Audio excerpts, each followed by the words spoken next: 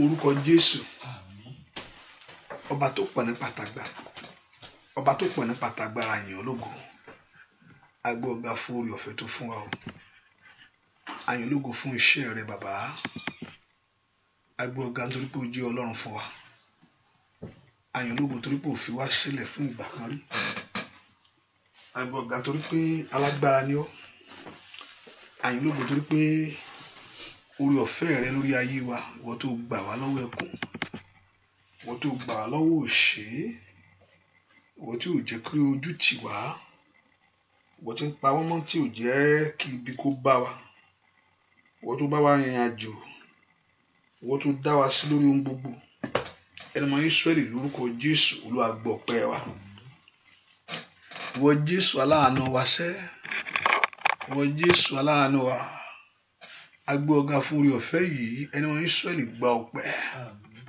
Olúwa gbà yín lónìí ìwọ la fẹ́ rí o lónìí ìwọ la fẹ́ kó sọra rẹ di mímọ́ lónìí ìwọ la fẹ́ kó ṣe ìyanu ńlá lónìí ìwọ la fẹ́ kó sọ orúkọ rẹ di mímọ́ orúkọ Jésù Olúwa fọ ara rẹ hàn lónìí Olúwa bú jáde lónìí náwó agbára rẹ lónìí náwó ìṣẹ́gun rẹ járe ọ bàbá járe Olódùmarè járe ọ bàbá nílé ẹnìkankan járe ọ nú ayé ẹnìkankan járe ọ nú ilé ẹnìkankan járe ọ ní orúkọ Jésù nínú ayé ẹnìkankan járe ọ Olúwa sọra rẹ di mímọ́ gbéra rẹ ga bàbá wúra rẹ sókè bá ogun wí bá Sátánì wí náwó agbára rẹ jáde náwó orí ọ̀fẹ́ rẹ jáde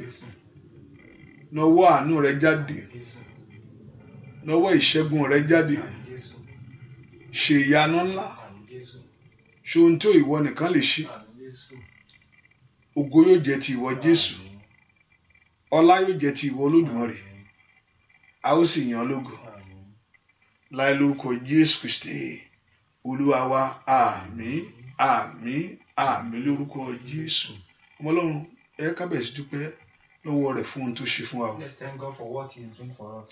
ẹ ká fi dúpẹ́ lọ fún ohun tó ṣe ohun tí ó sì ṣe lọ́wọ́lọ́wọ́ báyìí ẹ ká dúpẹ́ fún àánú rẹ̀ bẹ́ẹ̀ ká dúpẹ́ fún orí ọ̀fẹ́ rẹ̀ lórí ayé wa Thank Him for His grace upon our life. bẹ́ẹ̀ ká dúpẹ́ fún ọwọ́ àánú agbára rẹ̀ I sẹ́ want you to thank Him for His grace upon our life. bẹ́ẹ̀ kó dúpẹ́ fún orí ọ̀fẹ́ tí Ọlọ́run fi gbà ọ́ For the grace He has used to save us. bẹ́ẹ̀ kó dúpẹ́ fún àánú tó kó ọ yọ sẹ́ Thank Him for the mercy that saved you. bẹ́ẹ̀ kó dúpẹ́ fún ọwọ́ àánú agbára rẹ̀ lórí Thank ayé Him rẹ̀ for His powerful hands in your life. bẹ́ẹ̀ kó dúpẹ́ fún ohun tí ó ṣe inú ayé Thank rẹ̀ Him for what lónìí He's going to do in your life. bẹ́ẹ̀ kó dúpẹ́ fún ohun tó ti pinnu Thank Him for what He has planned. èyí tí ó sọ di mímọ̀ lórí ayé wa He's sẹ́ going to make known in your life. bẹ́ẹ̀ kó dúpẹ́ lọ́wọ́ Ọlọ́run yìí Thank this God. Olúwa ṣeun That God, thank you. Olúwa ṣeun That Lord, thank you. ẹni mọ Ísírẹ́lì ó ṣe The Holy One of Israel, thank you. ẹni mọ Ísírẹ́lì mo yìn ọ́ The Holy One of Israel, I praise you. ìwọ tó pọ̀ nípa tagbára mo gbé You ọ̀gá o that is mighty in power, I exalt you. ìwọ tó pọ̀ nípa ta ìwọ ni mo fi gbogbo ògo You fún that is mighty in power, I give you all the glory. ìwọ ló fi gbogbo ọlá fún I give you all the honor. torí ọ̀rọ̀ rẹ lórí ayé wa Because sẹ́ of your word in my life. torí ọ̀rọ̀ rẹ lórí ayé ọmọ gbogbo For word in the life of my torí children. ọ̀rọ̀ rẹ nínú ilé wa For your word over my life. torí ọ̀rọ̀ rẹ lórí iṣẹ́ sẹ́ For your word over my job. Jésù mà ṣeun Jesus, thank you. ẹni mọ Ísírẹ́lì ó ṣe o The Holy One of Israel, thank you. ìwọ tó pọ̀ nípa tagbára mo You yìn ọ́ that is mighty in power. dúpẹ́ lọ́wọ́ Ọlọ́run yìí Thank this God. bẹ́ẹ̀ kó gbé Ọlọ́run ga I want you to exalt this God. mo fẹ́ kó yìn fún iṣẹ́ I rẹ̀ want you to praise Him over His mo job. fẹ́ kó yìn fún àánú rẹ̀ I sẹ́ want you to praise Him over His bẹ́ẹ̀ kó dúpẹ́ fún ohun tí ó ṣe lónìí nínú what ayé He's rẹ̀ going to do in your life.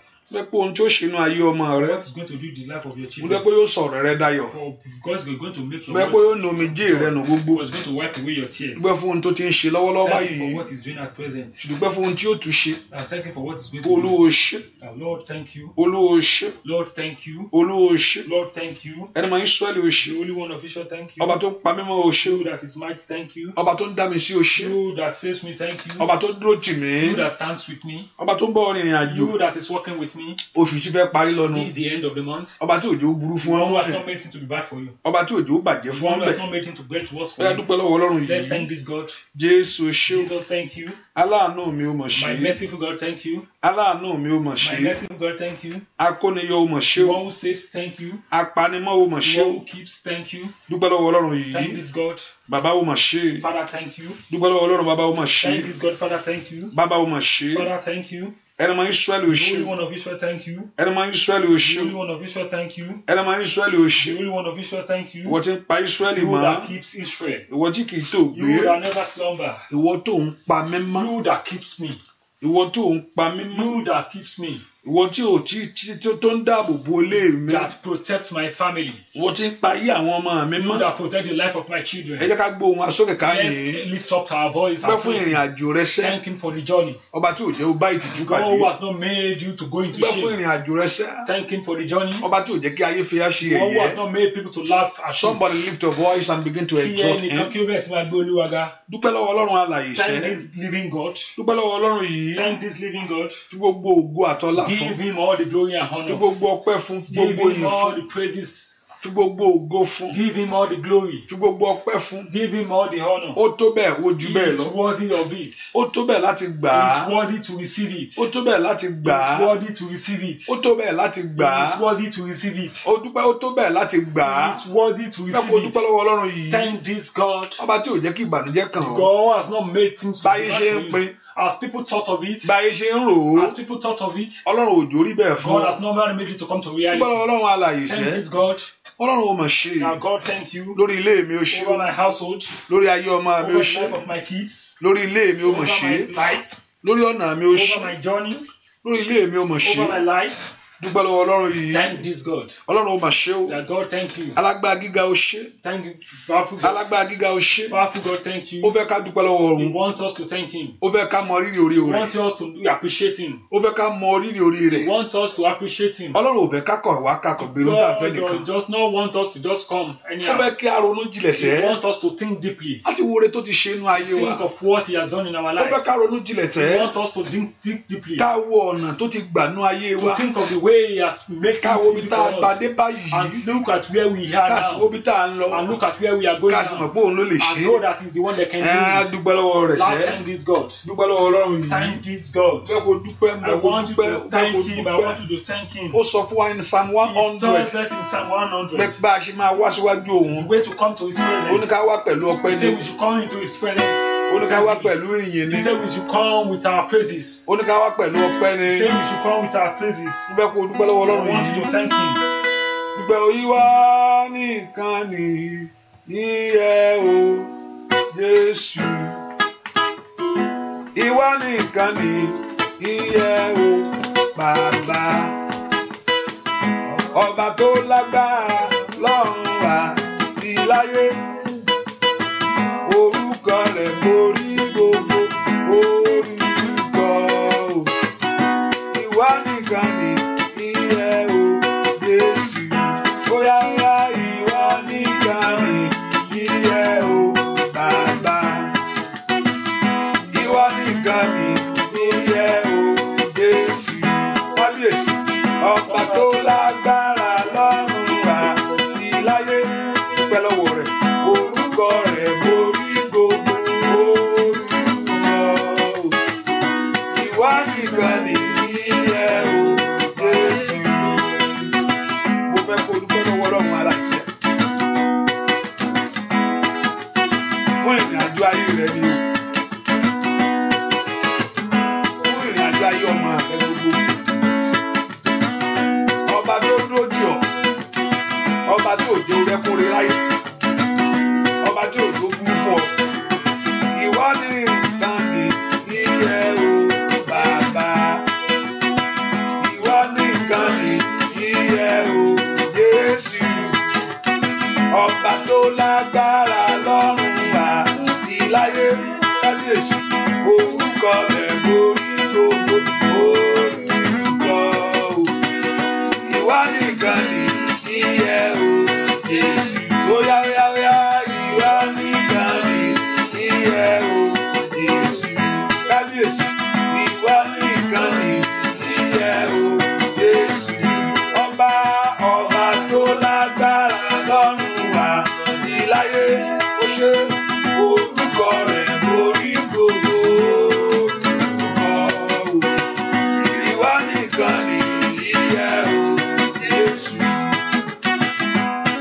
nìkan nìyẹ o Jésù. Ìwọ nìkan nìyẹ o Bàbá.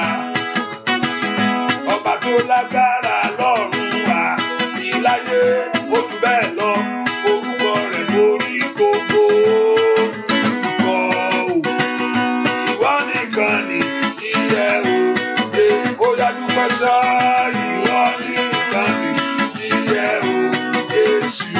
Alágbára, ìwọ nìkan nìyẹ o Jésù. Kábíyèsí, ọba tó lágbára lọ́run àti láyé, Jésù. Orúkọ rẹ̀ borí gbogbo orúkọ o. Ìwọ nìkan nìyẹ o Jésù. Orúkọ rẹ̀ borí gbogbo orúkọ o. Ìwọ nìkan nìyẹ o. Óyá óyá óyá óyá. Ìwọ nìkan nìyẹ o Jésù. Jésù. Ìwọ nìkan nìyẹ o Jésù. Ọba tó lágbára lọ́run àti láyé, orúkọ rẹ̀ borí gbogbo orúkọ o. Ìwọ nìkan nìyẹ o Jésù. Ẹ bá mi gbéga o. Ẹ bá mi bàbá sá. Oníṣẹ́ ìyanu ni àwa máa rí ní Ọlọ́run wa. Ẹ bá mi gbéga, ẹ bá mi gbéga o. Kábíyèsí mi o. Ẹ bá mi bàbá. Oníṣẹ́ ìyanu ni àwa máa rí ní Ọlọ́run wa. Ó ní ẹ bá mi gbéga o. Lawrence, ẹ bá mi bàbá. Ta ló ń jẹ́ Lawrence? Oníṣẹ́ ìyanu ni óyá óyá àwa máa rí ní lọ. Óyá óyá yóò dúpẹ́ lọ́wọ́ Ọlọ́run aláìṣẹ́. Ẹ bá mi gbéga o. Kábíyèsí o kò jù nípa àtàgbára o. Ẹ bá mi bàbá. Ó ṣe oníṣẹ́ ìyanu ni àwa máa rí ní Ọlọ́run wa. Ẹ bá mi gbéga o. Kábíyèsí mi o. Ẹ bá mi bàbá sẹ́ o. Oníṣẹ́ ìyanu ni o. Àwa máa rí ní ó yá dúpẹ́ lọ́wọ́ Ọlọ́run. Ẹ bá mi gbéga o. Ọba tó mú ọlá oṣù yá. Ẹ bá mi bàbá. Kábíyèsí mi o. Oníṣẹ́ ìyanu ni o. Àwa máa rí ní Ọlọ́run wa. Ó yọ Jésù, mo máa dúpẹ́ o. Ó yọ Jésù ló ṣoore fún mi o. Bóyá mo yọ Jésù, mo máa dúpẹ́.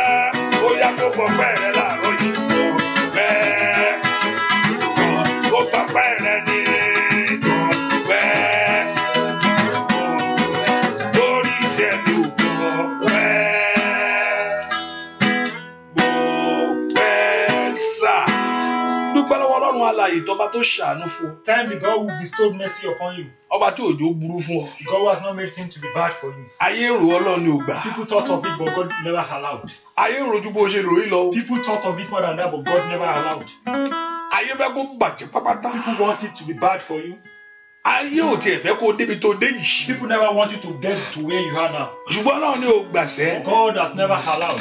Ọlọ́run ṣe inú ayé rẹ wọ́n ló mọ̀. God did those good things in your life, but you never know. Ọlọ́run ṣe inú ayé ọmọ rẹ wọ́n ló mọ̀. God did it in the life of your kids, but you never know. Ọ̀pọ̀lọpọ̀ oore tó ṣe tá a mọ̀. There are a lot of things he did that we didn't know. Ìjà rẹ ń bọ ọjà. They are fighting with you. O jí láàárọ̀ o gbẹ́sẹ̀ o gbé apá. Ayé ò fẹ́ kó rápá yẹn gbé. You lift up your hands and every part of Ọlọ́run ò your mọ̀ body. ṣe o. God, thank you. Ọlọ́run ò mọ̀ ṣe o. Lord, thank you. Jésù ò ṣe o. Jesus, thank you. Jésù ò ṣe o. Jesus, thank you. Gbogbo owó kò gbòbí. Bóyá ń bá fún lówó. Màá fi fún Jésù tó gbà mí là. Màá fi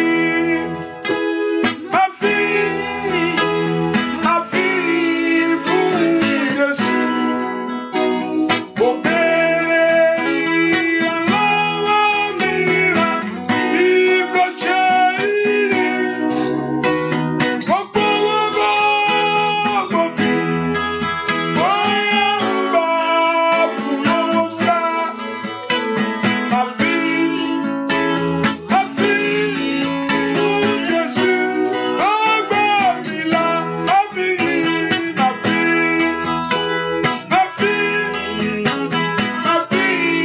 fún Jésù. Kò béèrè ìrànlọ́wọ́ mìíràn bí kò ṣe ìyè. Gbogbo gbòbí. Bóyá ń bá fún lówó. Màá fi fún Jésù tó gbà mí là. Màá fi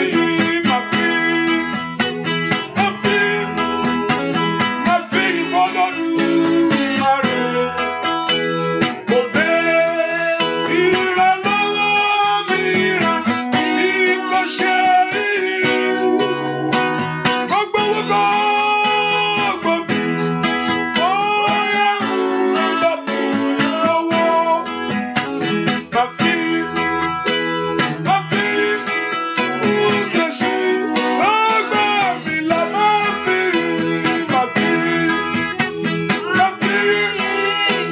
Màá fi fún Jésù.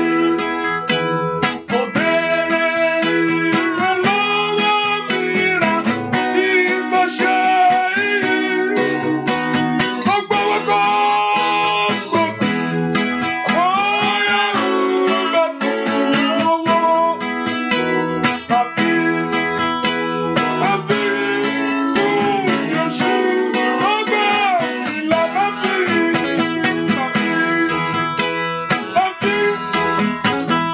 fi Olódùmarè. Kò béèrè ìrànlọ́wọ́ mìíràn bí kò ṣe ìyè. Gbogbo gbòbí. Bóyá ń bá fún lówó. Màá fi fún Jésù tó gbà mí là. Mo fẹ́ kó o dúpẹ́ lọ́wọ́ rẹ̀ fún ohun tó ṣe fún ọ. I want you to thank him for what he has done for you. Ọkàn tó ń fẹ́ ni ọkàn tó mórè. He wants a thankful heart. Ọkàn tó ń fẹ́ ni ọkàn tó mórè ohun tó béè lọ́wọ́ He rẹ̀ wants a nìyẹn. thankful heart. Owó yẹn òun gan ló fún ọ. He gives you that money. Owó yẹn òun gan ló fún He's ẹ. the one that gives you that money. Ni mo ṣe owó mi.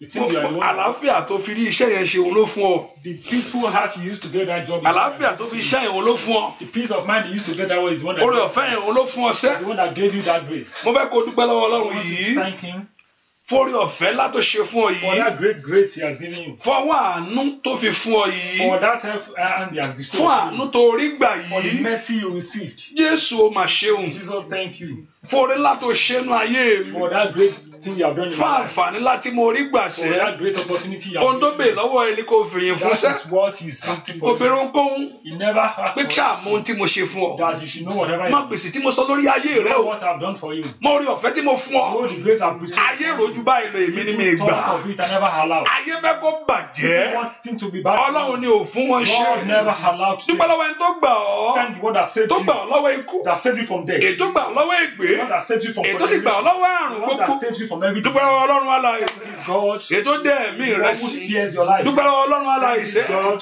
èyí tó dá ilé rẹ The sí one who spares your house. dúpẹ́ lọ́wọ́ ọlọ́run alààyè sẹ́ Thank God. èyí tó dá ọmọ rẹ sí Spare your house. olúwo ṣeun And God, thank you. fún tó ṣe fún For mi what you have done in my olúwo life. ṣeun Lord, thank you. fún àánú tí mo gbé For the nígbà mercy that I've received. olúwo dúpẹ́ pé ó fún àǹfààní láti wà fún mi láti parí oṣù Thank you yìí for the opportunity I've given bí you. oṣù yìí kì yóò parí mi For this month you know. dúpẹ́ lọ́ba tó mú ọ délé Thank yìí this God. yóò mú ọ parí rẹ̀ sẹ́ ọlọ́run ó máa ṣeun Thank this God. gbọ́ àdúrà lórúkọ Jésù Kristi olúwa wa Amen. ẹ ká sọ fún ọlọ́run mo mọra mi láàárọ̀ Lord, I yìí know myself this morning.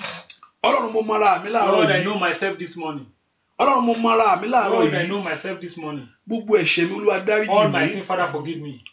olúwa dárí ẹ̀ṣẹ̀ mi jì mí Forgive me my sin.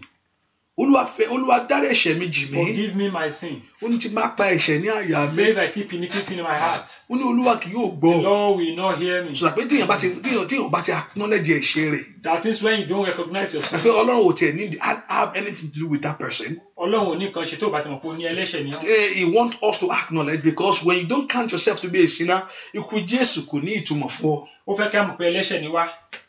Ikú Jésù kò ní ìtumọ̀. The death of Jesus does not have a meaning. Tí o bá gbà rẹ̀ gẹ́gẹ́ lẹ́ṣẹ̀. You don't know yourself as a sinner. That's why you must acknowledge yourself that you Oh, have yeah, sinned you should against know His ẹlẹ́ṣẹ̀ word. ni ọ́. Ọlọ́run mo máa mi bí ẹlẹ́ṣẹ̀ Lord, I know lónìí. myself as a sinner today. Gbogbo ẹ̀ṣẹ̀ tí mo pamọ́ ní àyà All mi my lónìí sins Olúwa I mú keep kú in my heart, o. Father, forgive me. Ẹ̀jẹ̀ Jésù ó yá The wẹ̀ blood ẹ́. of Jesus wipe it out. Olúwa fi ẹ̀jẹ̀ rẹ̀ wẹ̀ mí. Use your blood to wipe it out. Ẹ̀jẹ̀ Jésù wẹ̀ ayé mi. The blood of Jesus wipe it out. Ẹ̀jẹ̀ Jésù wẹ̀ ayé The ọmọ blood mi. of Jesus, Ẹ̀jẹ̀ Jésù wẹ̀ ọkàn mi blood of sẹ́. Jesus wash my soul. Ẹ̀jẹ̀ Jésù wẹ̀ ayé The mi. blood of Jesus wash my life. Olúwa fi ẹ̀jẹ̀ rẹ̀ wẹ̀ Lord, mí. use your blood to wash me. Olúwa fi ẹ̀jẹ̀ rẹ̀ wẹ̀ Use ẹ̀ṣẹ̀ your mi blood lónìí. to wash my life. Orúkọ Jésù ẹ̀jẹ̀ Lord, Jésù the name of fọ̀hún torí Jesus, tèmi. the blood of Jesus speaks for me. Ẹ̀jẹ̀ Jésù fọ̀hún torí ayé The blood mi. of Jesus speaks for my life. Ẹ̀jẹ̀ Jésù láyé mi padà. The blood of Jesus redeems Bàbá fẹ̀jẹ̀ rẹ̀ wẹ̀lẹ̀ mi o. Wẹ̀lẹ̀ mi o. Wẹ̀lẹ̀ mi o. Óyá óyá bàbá fẹ̀jẹ̀ rẹ̀ wẹ̀lẹ̀ mi o. Óyá óyá o wẹ̀lẹ̀ mi o. Wẹ̀lẹ̀ mi o. Bàbá fẹ̀jẹ̀ rẹ̀ wẹ̀ orí mi o. Wẹ̀ orí mi o. Ó wẹ̀ orí mi o. Óyá óyá bàbá fẹ̀jẹ̀ rẹ̀ wẹ̀ ayé mi o. Wẹ̀ ayé mi o. Wẹ̀ ayé mi o. Ẹ̀jẹ̀ Jésù gbogbo ayé rẹ̀ mú wí. Ẹ̀jẹ̀ Jésù kò fọhùn torí ayé rẹ̀ ni. Ẹ̀jẹ̀ bàtà lórí àgbélébùṣẹ́. Ó fọhùn nínú ayé rẹ̀ lónìí. Bàbá fẹ̀jẹ̀ rẹ̀ wẹ̀ ayé mi o. Wẹ̀ ayé mi o. Wẹ̀ ayé mi o. Óyá óyá bàbá fẹ̀jẹ̀ rẹ̀ wẹ̀ ayé mi o. Jésù wẹ̀ ayé mi o. Óyá óyá wẹ̀ ayé mi o. Ẹ̀jẹ̀ Jésù kó wẹ̀ tọmọtọmọ sẹ́. Gbogbo àmì tó ayé rẹ̀ gbé kiri kó parẹ́ pátá. Gbogbo àmì ọ̀tá kókò tó ayé rẹ̀ lọ́wọ́lọ́wọ́ yìí. Gbogbo ẹ̀ṣẹ̀ tí ń bèrè fún ìdájọ́ tàbí ìjìyà lórí ayé rẹ̀ o. Ẹ̀jẹ̀ Jésù kó parẹ́. Bàbá fẹ̀jẹ̀ rẹ̀ wẹ̀ ẹ̀ṣẹ̀ mi o. Wẹ̀ ẹ̀ṣẹ̀ mi o. Óyá óyá wẹ̀ ẹ̀ṣẹ̀. Óyá lórúkọ Jésù bàbá fẹ̀jẹ̀ rẹ̀. Wẹ̀ ayé mi o. Wẹ̀ ayé mi o. Wẹ̀ ayé mi o. Bàbá fẹ̀jẹ̀ rẹ̀ wẹ̀ orí mi o. Wẹ̀ orí mi o. Wẹ̀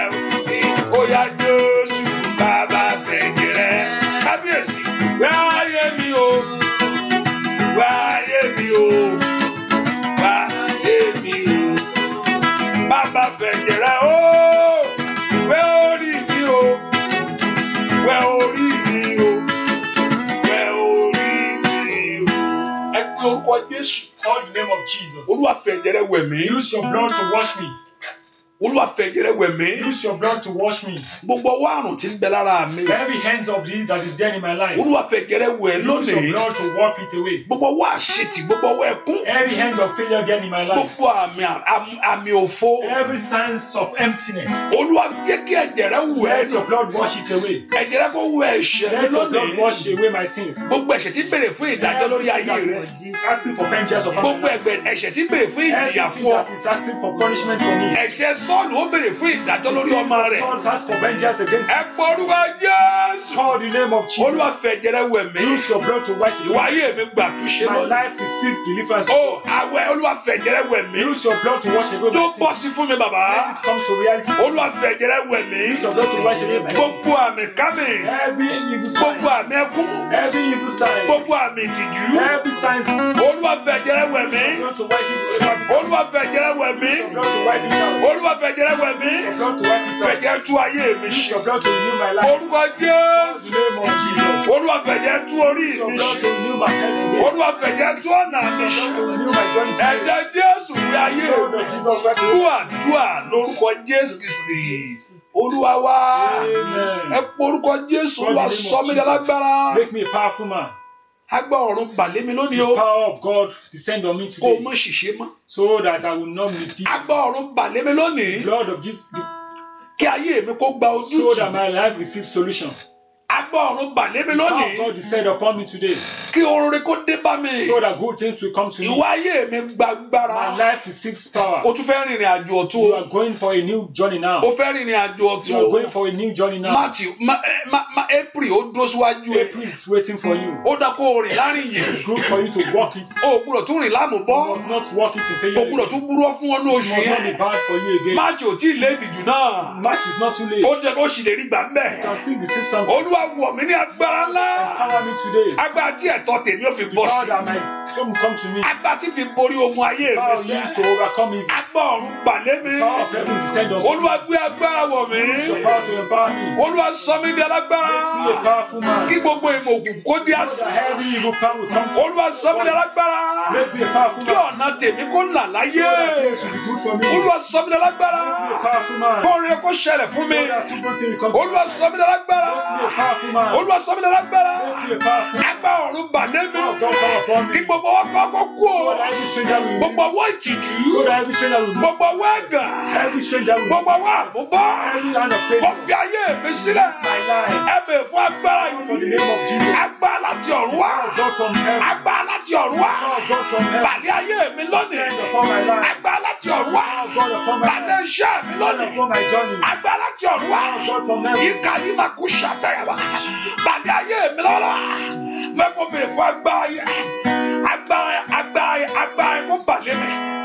Dúà lórúkọ Jésù Kristi Olúwa wa. Amen. Ẹ pọ orúkọ Jésù. Call the name of Jesus. Olúwa mú mi ṣèfẹ́ rẹ Let lónìí. me do your will today.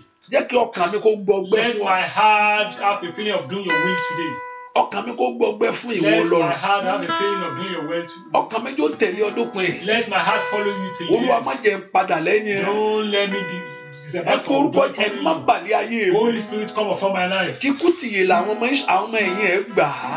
The children of God follow Jesus till death. Mo ní tikú tìyè náà gbà á. The disciples of Jesus Wọ́n fẹ́ Ọlọ́run follow dójú ikú. They follow God till death. Wọ́n fẹ́ Ọlọ́run dójú ikú. They follow God till Wọ́n death. náà béèrè fún orí ọ̀fẹ́ yẹn. Ask for that grace Láti fẹ́ Ọlọ́run. to love God, Láti fẹ́ Ọlọ́run ju gbogbo lọ. to love God more than Láti anything, ṣe ìfẹ́ rẹ bàbá. to do His will. Olúwa jẹ́ kí ìfẹ́ rẹ kúnnú Let ọkàn your mi. will come upon my life. Ní ìkọ̀kọ̀ mi àti ní gbàgbà In mi. my secret and my Jẹ́ kí ìfẹ́ rẹ kúnnú ọkàn mi. let your secret come upon my Mú mi life. ṣèfẹ́ rẹ bàbá. Let me do your will. Mú mi ṣèfẹ́ rẹ bàbá. Let me do your will. Ẹ má bà lé mi. The Spirit of God come Ẹ má upon my wọnú life. mi lọ. Spirit of God Wá come upon my life. wọnú mi o. Wá gbé mi wọ̀. Wá wọnú mi o. Wá gbé mi wọ̀. Ẹ̀mí mímọ́ wá wọnú mi o. Wá gbé mi wọ̀. Bàbá wá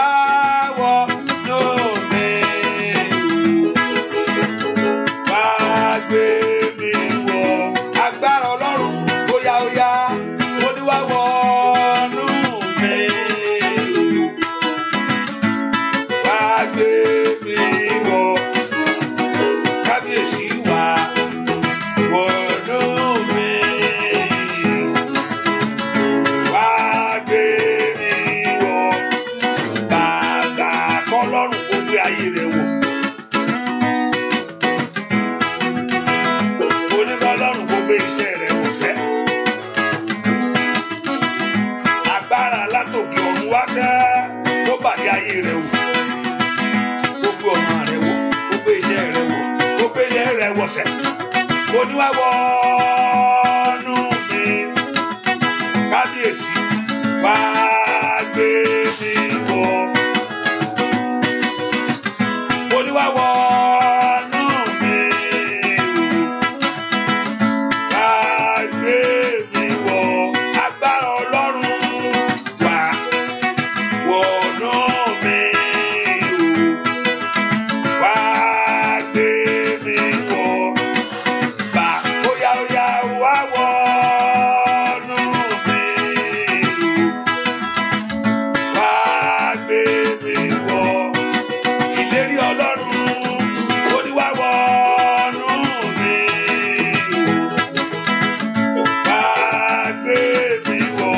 Óyá béèrè fún sẹ́. Wá wọnú mi. Ẹ̀mí mímọ́ wá gbé mi wọ̀. Bàbá bèrè fún agbára Ọlọ́run yẹn. Ask for the power of God. Agbára Ọlọ́run bàlẹ́ ayé mi. The power of God is set upon my life. Ayé téèyàn bá mọ bí ẹni tó bá mọ the value ẹni bá mọ the value of a power in our life. Tó bá mọ kókó agbára Ọlọ́run nínú ayé wa. You will seek for it with all your heart. Wàá béèrè fún pẹ̀lú gbogbo agbára rẹ. You will seek for it because you can't survive life without the Wàá power. béèrè fún torí òkú lè wà láàyè láìrí agbára Ó yẹn. lè lómi fi ń fi ọmọ rẹ̀ jì láti gbàgbára. That is why some people use their kids. Lẹ́lòmí fi ń wọ ẹgbẹ́ lọ láti wọnú agbára. That's why some people going to courts. Lẹ́lòmí fi ń gérí olórí láti That wọnú is why some agbára. people call some people heads. to Lẹ́lòmí fi ń gbé pátápátá láti wọ agbára. That's why some people do strange Torí things pé ó to ń fẹ́ have power. kankan ni. Because they are looking for something. Ṣùgbọ́n ó wà fún wa pẹ̀lú orí ọ̀fẹ́. It's there for us with grace. Ó wà pẹ̀lú àánú fún ẹ tó bá béèrè It's fún. there with us. Ọlọ́run ò lè sọ pé ó tì fún ọ tó bá béèrè agbára God will rẹ̀. never say no when you ask Because for he his know power. ó mọ̀ pé there is no way you can do it. Because he knows there's no way you can do Ó mọ̀ it. pé ìrìn àjò yìí ò lè You rìn. know you can't walk without So his the power. power is available for them that open their heart before the Lord. That's why I want you to open your heart before Him this morning and ask for that power to fill you, to refresh your spirit with Him again. Ikayema kashotolima sitaba. Bèrè fún agbára ńlá. Agbára Ọlọ́run balẹ̀ ayé mi. Agbára Ọlọ́run balẹ̀ ayé mi. Agbára Ọlọ́run gbé mi wọ̀ sẹ́. Olúwa gbé mi wọ̀. Olúwa gbé mi wọ̀. Gbé ìrìn àjò mi wọ̀.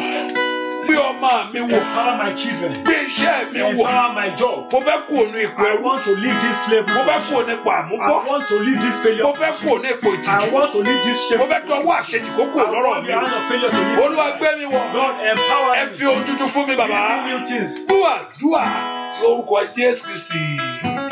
Olúwa wa ó ti tó gẹ ò Jésù. Ìwọ tó ti ṣe àyẹ̀, kí ni èdè náà? Èní ní 22 àbí 27. Okay, 27. At least you can't change it because of you 27 people. Find 27 people and do it. Send it to 27 people. You have it. You have it in your page. Ó ti tó gẹ ò Jésù. Bàbá, ó ti tó gẹ ò Jésù. Jẹ́ kí o mú èṣù ayé mi kó parẹ́. Ó ti tó gẹ ò Jésù. Ó ti tó gẹ, ó ti tó gẹ ò Jésù. Alágbára gíga o. Ó ti tó gẹ ò Jésù. Jẹ́ kí o mú èṣù ayé mi kó parẹ́. Ó ti tó gẹ ò Jésù. Olótìtó gẹ ò ẹni tó dá mi. Ayé mi kó jìyà, ó ti tó gẹ. Àmúbọ́nú ayé rẹ̀ ó ti tó gẹ. Ẹ̀gá ó ti tó gẹ. Lórí ọmọ rẹ̀ gbogbo ó ti tó gẹ. Ó ná kí ayé rẹ̀ kó dàgbà ókè o. Kó o gbúdọ̀ dàgbà lọ́jọ́ orí, kó o má dàgbà lóhun rere. Bàbá, ó ti tó gẹ ò Jésù. Ó ti tó gẹ ò Jésù. Jẹ́ kí ogun èṣù ayé mi kó parẹ́. Ó ti tó gẹ ò Jésù. Abániṣẹ́ṣẹ́ ó ti tó gẹ ò Jésù. Àmúbọ́ tó gẹ, ó ti tó gẹ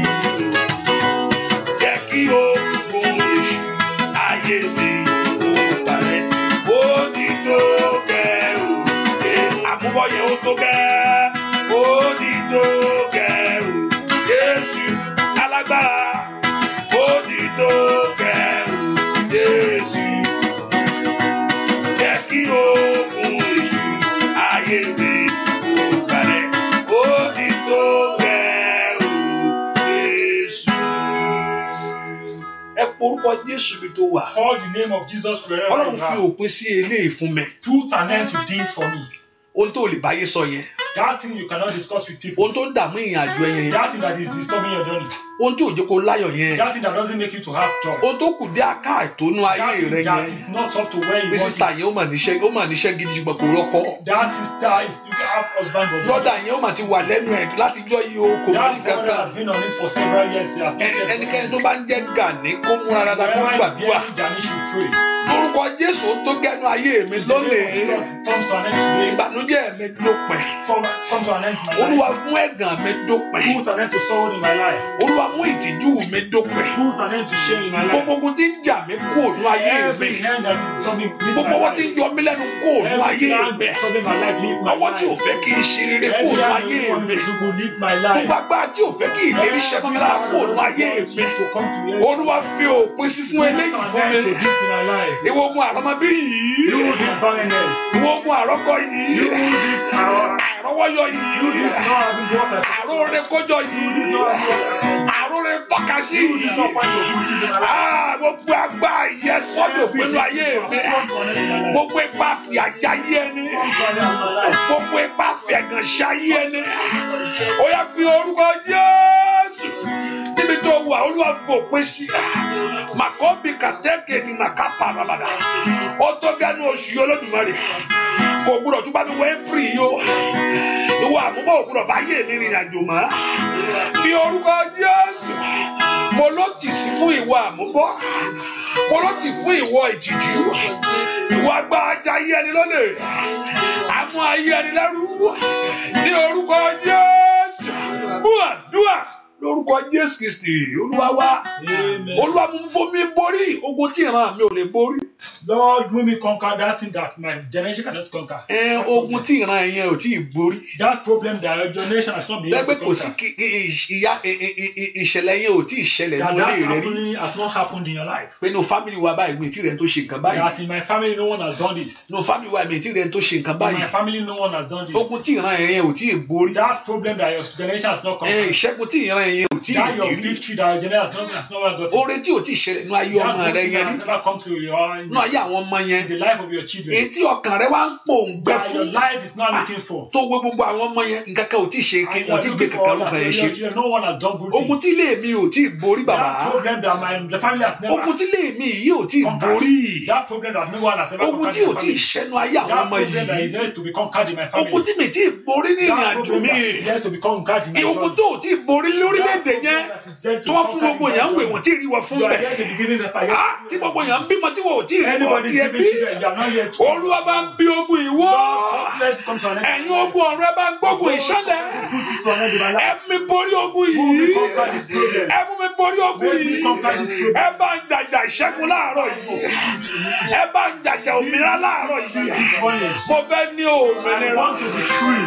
Mo fẹ́ ní I òmìnira. want to have freedom. Lọ́wọ́ àṣetì tí ń jà mí. This Lọ́wọ́ àkókò tí ń jà mí. this day I want to have freedom. Ayamakoso tó karabagada. Gbọ́ lórúkọ Jésù Kristi. Olúwa wa. Amen. Ẹ pe orúkọ Jésù. Call the name of Jesus. Olúwa mo fẹ́ borí ẹ̀. Lord, I want to conquer. Bá ń gbógun ìṣẹ̀lẹ̀. Let me have victory. Olúwa bá ń gbógun ìṣẹ̀lẹ̀. Let me have victory over this problem. Olúwa bá ń gbógun Let ìṣẹ̀lẹ̀. me have victory over this problem. Ogun tó lóun ò ní lọ yìí. This problem that says it will not go. Ogun tó lóun ò ní yàǹda mi This yìí. problem that says will not release me. Gbogbo agbá kípá tí ó lóun ò ní fire fún mi Every yìí. strange power that says will not give me good Ó mọ things. tó ń bá fínra. You know where you're looking now. Ó mọ tó ń bá fínra. You know what you are fighting with. Ó mọ tó ń ṣẹlẹ̀ sí You ọ. know what is fighting with you. Ẹlòmíì nǹkan tó ń ṣẹlẹ̀ sí kò ṣeé sọ. What is fighting with some people you cannot Ilé discuss ilẹ̀ with people. dàbóra. This is what you have been Ilé called. ilẹ̀ ẹ̀ṣọ́ mára. This is what you have been called O for. tẹ̀ ti sọ fún gbogbo yẹn, o ti sú àwọn You are yẹn. able O to- tẹ̀ ti dáwọ́ lé. O tó gẹ́ o tẹ̀ àfẹ́ gbọmọ. O ti sọ o ti sú ẹ. You have said it and it Ayé o ti dohun yẹ̀yẹ̀ láàrin has àwùjọ. become a thing of judgment. O ti dohun ìtìjú fún It has ọ. become a thing of shameful. O ti dohun It ẹ̀gànṣẹ́. has become a Ogun ìparẹ́ fún mi bàbá. Father, destroy this problem for Ogun me. ìtẹ̀rí ẹ̀bá fún Father, mi. bow down this problem for me. Ogun ìparẹ́ fún mi Bow bàbá. down this problem for me. Ogun ìtẹ̀rí ẹ̀bá fún Bow mi. down this problem for me. Ogun ìparẹ́ fún mi Bow bàbá. down this problem for me. Olúwa tẹ̀rí ogun ìbá Father, fún bow mi. down this problem for me. Ọlọ́run bá mi jàjà ṣẹ́gun Lord, lónìí o. fight for me this morning. Ìṣẹ́gun tó jà lórí káfáàrí. This victory. Gbélé mi lọ́wọ́ lórí. Give it unto me. Gbélé mi lọ́wọ́ Give it lónìí. unto me. me. Gbélé mi lọ́wọ́ Give it lónìí. unto me. Ìjà ṣẹ́gun tó jà fún mi. This victory Lórí igi àgbélébùú. on the cross of Calvary. Èyí tó sọ pé ó ti parí. That you said it is Gbé enough. ìṣẹ́gun lé mi God, lọ́wọ́. give me victory. Gbé ayọ̀ mi lé mi Give lọ́wọ́. me joy. Ìkànnì máa kọ́ bẹ̀rù sàtà. Àmọ́ lánàá kò gbàdúrà. Open your mouth and pray. Ìkàdé máa kú ṣẹ́ tẹ́lẹ̀ máa kàtà. Ìkẹ́tẹ́lẹ̀ máa sí tẹ́lẹ̀ à. Óyá óyá óyá óyá óyá. Lọ́wọ́ agbára rẹ̀ sínú ayé mi. Lọ́wọ́ agbára rẹ̀ sínú iṣẹ́ mi. Lọ́wọ́ agbára rẹ̀ sórí ilé mi. Bàbá jẹ́ kí ènìyàn kú mọ́. Ó ṣe mí lóore bàbá náà. Lọ́wọ́ agbára rẹ̀ sínú ayé mi. Bàbá mi ò. Lọ́wọ́ agbára rẹ̀ sórí iṣẹ́ mi. Lọ́wọ́ agbára rẹ̀ sórí iṣẹ́ mi. Bàbá jẹ́ kí ènìyàn kú mọ́. Ó ṣe mí lóore. Ó ní sí Ọlọ́run lásán. Ó ní wá lásán níwájú Olúwa rẹ̀. Ìyanu kò ṣẹlẹ̀ nínú ayé rẹ̀ tọmọtọmọ. Orí rẹ̀ ò ní gbàgbọ́ ní láyé. Gbogbo ẹnu ẹ̀gàn láyé fi ń tàn ọ́. Gbogbo ẹnu àmúbọ́gá ayé fi ń dàyé rẹ̀. Ó parẹ́ pátápátá. Lọ́wọ́ agbára rẹ̀ sí iṣẹ́ mi. Ẹlẹ́dàá mi. Lọ́wọ́ agbára rẹ̀ sórí ilé mi. Lọ́wọ́ agbára rẹ̀ sínú iṣẹ́ mi. Bàbá jẹ́ kí ènìyàn kú mọ́. Ó ṣe mí lóore. Óyá óyá náà. Agbára rẹ̀ sínú iṣẹ́ mi. Ẹlẹ́dàá mi sẹ́. Lọ́wọ́ agbára rẹ̀ sórí ilé mi. Óyá óyá. Lọ́wọ́ agbára rẹ̀ sínú iṣẹ́ mi. Bàbá jẹ́ kí ènìyàn kú mọ́. Ó ṣe mí lóore. Èrè Ọlọ́run kó wá. Ògo Ọlọ́run kó mú jáde lórí iṣẹ́ rẹ gbogbo. Ayé rẹ kó gbọ́ òun Olúwa. Ohun rẹ̀ kó ṣẹlẹ̀ fún ọ láyé sẹ́ o.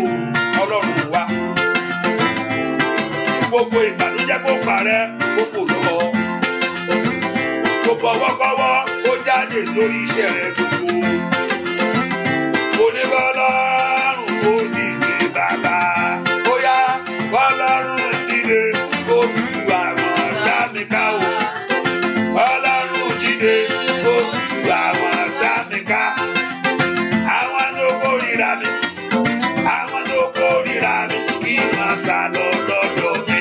Bóyá bóyá kọ́ lọ́run kó dìde ó ju àwọn ọ̀tá mi ká.